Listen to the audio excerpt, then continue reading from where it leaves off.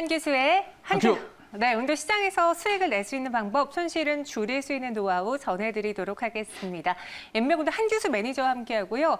매니저님과 친구가 되고 싶다면 샵 2034로 한기수라고 이름을 적어 보내주세요. 매니저님이 매일같이 시황 업데이트해드리고 있고요. 그 정보를 이곳에서 받아보실 수 있다고 하니 링크 클릭해주시고 또 궁금한 이야기는 어디서 더 들어볼 수 있을까요? 네, 자 오늘도 무료 방송이 준비가 됐습니다. 이제 3시 50분에 무료 방송이 진행이 될 것 같고요. 뭐 항상 중요합니다만 오늘도 역시 중요합니다. 시장의 흐름 자체가 굉장히 중요하고 또 북한발 변수들이 많이 등장하고 있어서 시장에 대해서 약간 복잡하시고 좀 헷갈리실 것 같습니다. 시장 전반에 걸쳐서 그리고 가장 중요한 부분들 시장의 큰 흐름이 좀 바뀌고 있거든요. 그 흐름에 대해서 분석을 드릴 거니까 오늘 3시 50분 무료 방송 많이 오시기 바랍니다. 네, 알겠습니다. 현재 시간은 오후 2시 35분 지나고 있는데 오늘 시장도요, 뭐 강보합, 약보합 왔다 갔다 그쵸. 하고 있는 상황 속에 종목별로만 움직이는데 마침 저희가 어제 부강약품을 소개해드렸거든요. 그렇죠. 근데 오늘 식초가에서 급등을 했어요. 지금은 살짝 아쉬운 단계일 수 있지만 이미 장 초반에 매도하신 분들이라면은 23% 수익을 내셨을 텐데 이미 목표가를 시초가에 거의 달성했습니다. 달성해서 네. 이미 이제 말씀드렸듯이 이제 짧게 치는 그런 관점으로 제가 말씀드렸는데 뭐 그 사이에서 뭐 호재가 나와서 일단 주가도 올라갔습니다. 뭐 코로나19와 관련해서 지금 현재 치료제로 부각이 되고 있죠. 텍사메타솔과 관련된 그런 관련주로 부각이 되면서 시초가부터 갭상승 출발해서 일단 목표가를 터치하고 지금 강박까지 좀 밀려 있는 상태입니다. 일단 코로나19와 관련된 치료제들을 중심으로 한 반등 장세가 계속해서 진행됐고 그러면서 이 종목도 주가 강세가 나타나겠는데 일단 오늘 음봉이 나타나고 있는 부분들은 우리가 조금은 경계를 좀 해야 되는 부분들이에요.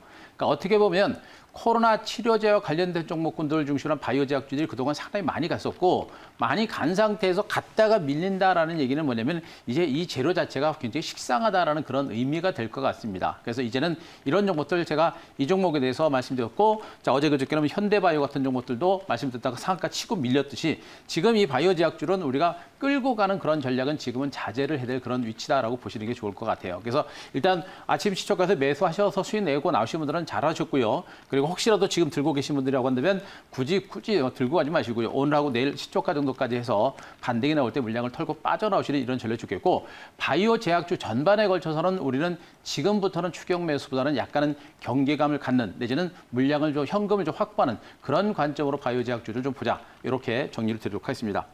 자, 두 번째 종목을 보겠습니다. 삼성 SDI 다시 한번 보도록 하겠습니다.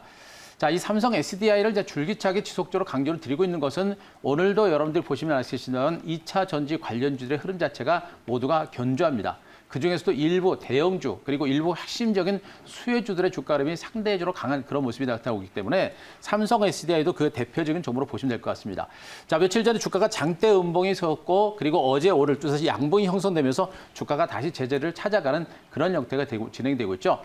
자, 이 2차 전지 시장 자체는 말씀드렸죠. 전기차 시장이 매년 10% 이상의 성장세가 유지가 되는 가운데 바로 이 배터리 시장은 무려 30% 이상의 고성장이 진행이 되는 상태입니다.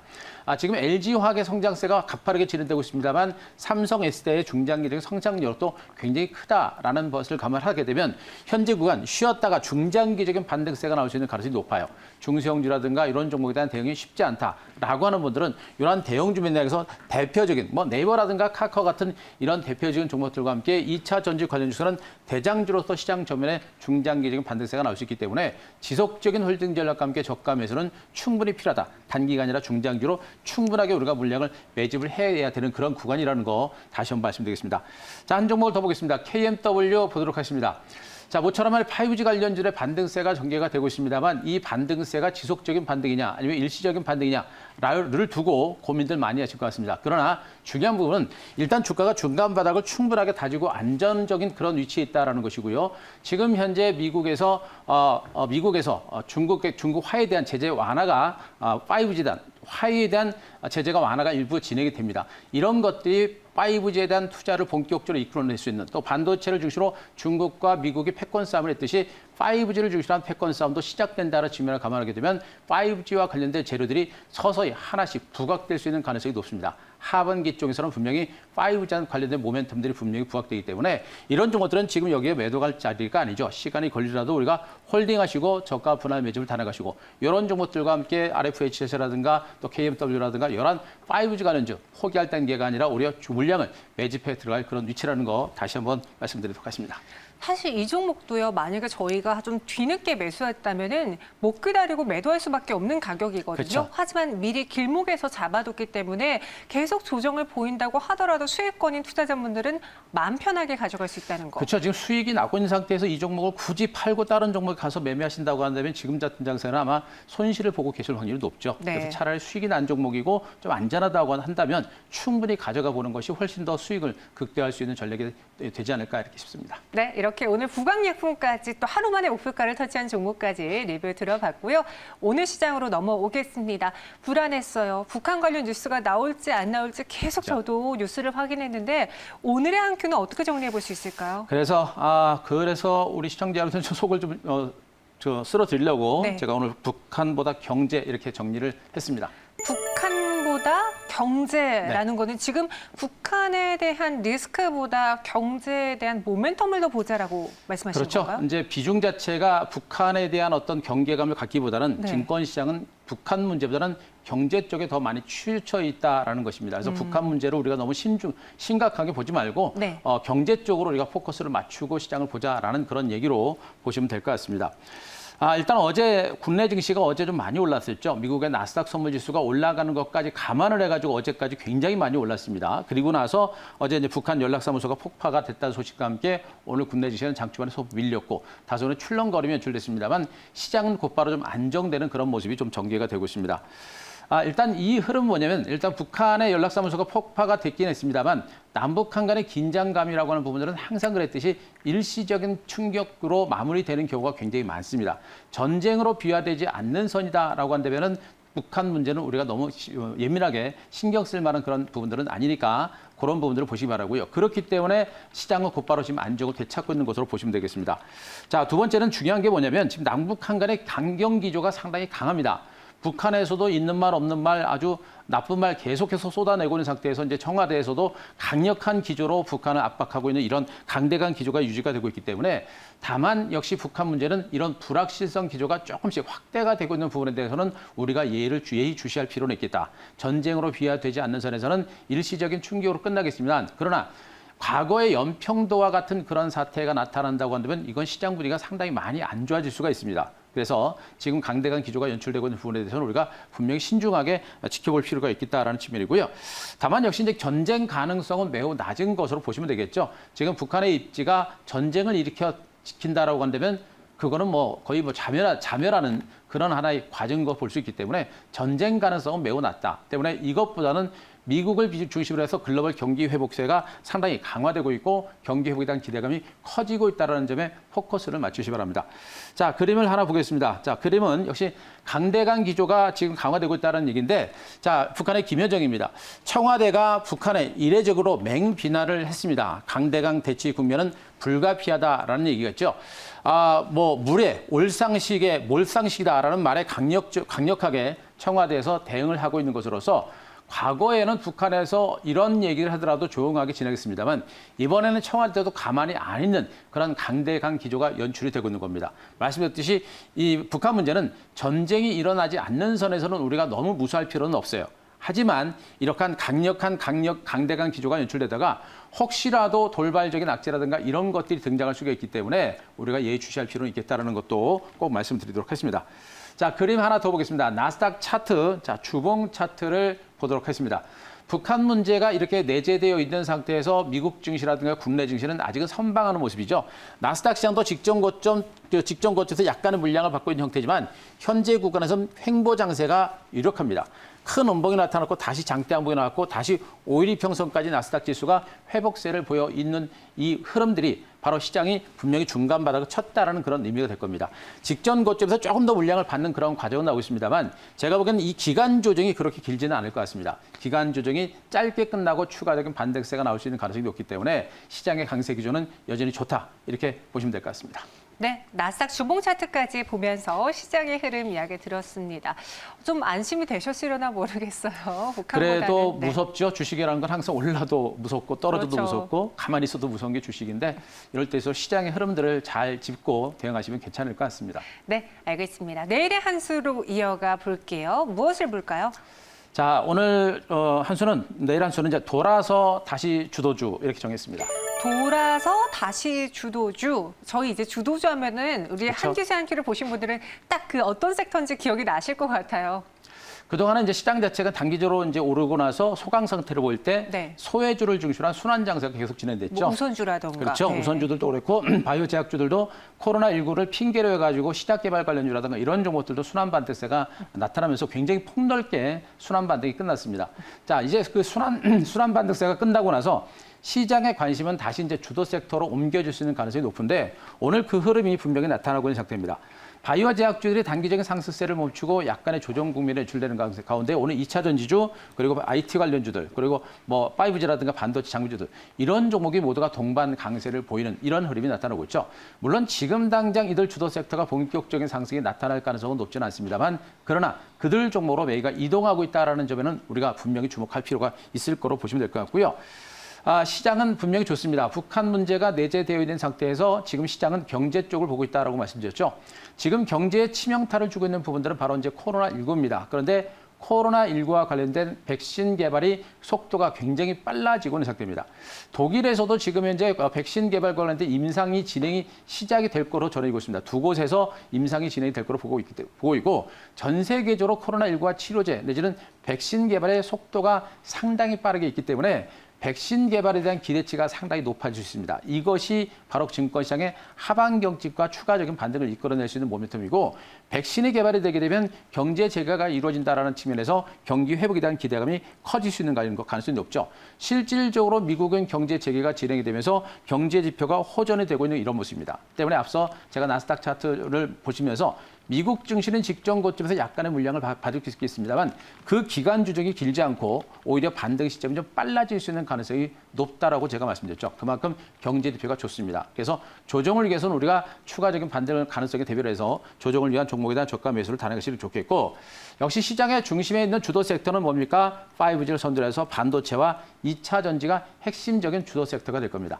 단기적으로 오른 상태에서 쉬었다가 추가적인 반등세가 지금 진행이 되고 있는 그런 과정들이기 때문에 이들 종목군들이 시장의 중심에 있는 종목이고 코로나19가 어느 정도 진정 국면에 접어들고 글로벌 국가들이 경제 재개에 나설 때 미래 산업에 집중적으로 투자한다라는 측면을 감안하게 되면 이들 섹터는 여전히 주도주로서 자리매김을 할 수 있는 가능성이 여전히 높은 것으로 보시면 되겠습니다.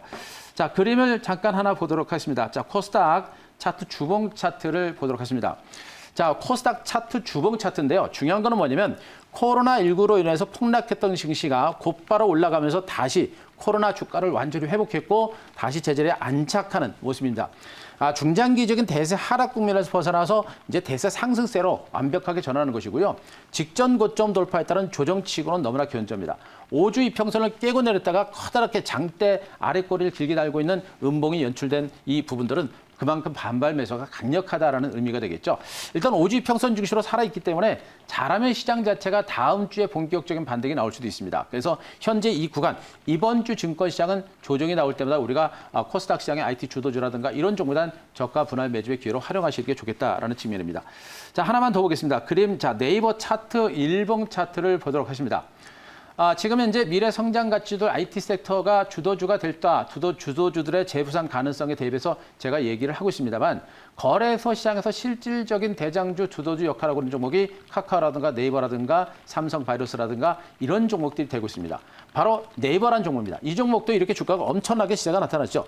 일봉상의 주가도 어마어마한 시세를 기록했고 사상 최고가를 기록한 상태에서도 밀집대를 형성하고 나서 다시 신고가를 경신할 정도로 주가름 자체가 강력합니다.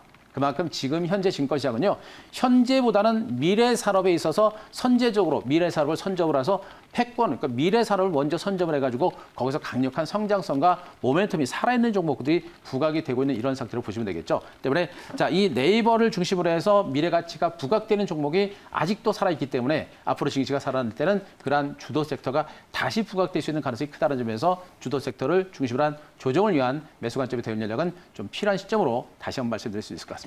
네이버는 시장에 출렁일 때 그렇게 많이 빠지지도 않았는데 그쵸. 그새 회복하고 또 한 번 신고가를 기록했거든요.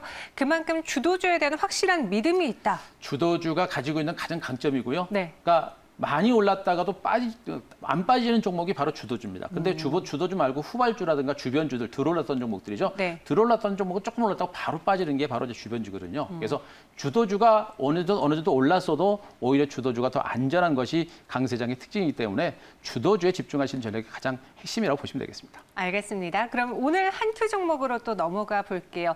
이 시장에서 우리가 수익을 낼 수 있는 오늘의 종목은 어떤 건가요? 자, 오늘의 종목은 디바이스 ENG 다시 한번 가져왔습니다. 디바이스 ENG 주도주예요? 주도 섹터에 든 종목을 보시면 되겠죠. 네. 또 이제 최근에 제가 이제 여러분들한테 언급을 드리고 있는 종목들이 이제 또 다시 이제 반도체라든가 IT 섹터를 중심으로 이제 말씀드리고 있고 네. 잠깐 바이오 제약줄이 가면서 뭐 이제 그 현대바이오라든가 부강제품 같은 종목으로 갔었고요. 다시 이제 그들 종목이 조정권에 들어가면서 또 다시 중심 섹터로 오는 이런 형태가 되고 있는 겁니다. 그래서 오늘은 IT 안에서 갖고 오신 그렇죠. 거군요. 디바이스 ENG는 얼마 전에도 제가 한번 소개를 드렸습니다만 일단 주가가 대단히 건드렸기 때문에 제가 다시 한번 가지고 왔습니다. 자, 이 디바이스 ENG는 이제 보통 이제 OLED형 이제 마스크 세정 장비를 생산한 업체다라고 한번 소개를 드린 바 있습니다. 지금 이 세정 장비는 이제 반도체라든가 디스플레이라든가 반도체 장비 쪽에서 굉장히 많이 필요로 하고 있습니다. 모든 지금 반도체 장비, 반도체 공정 자체가 굉장히 미세화되는 그런 흐름들이 전개되다 보니까 이제 후공정 장비 쪽에 대한 수요가 상당히 많이 늘어납니다.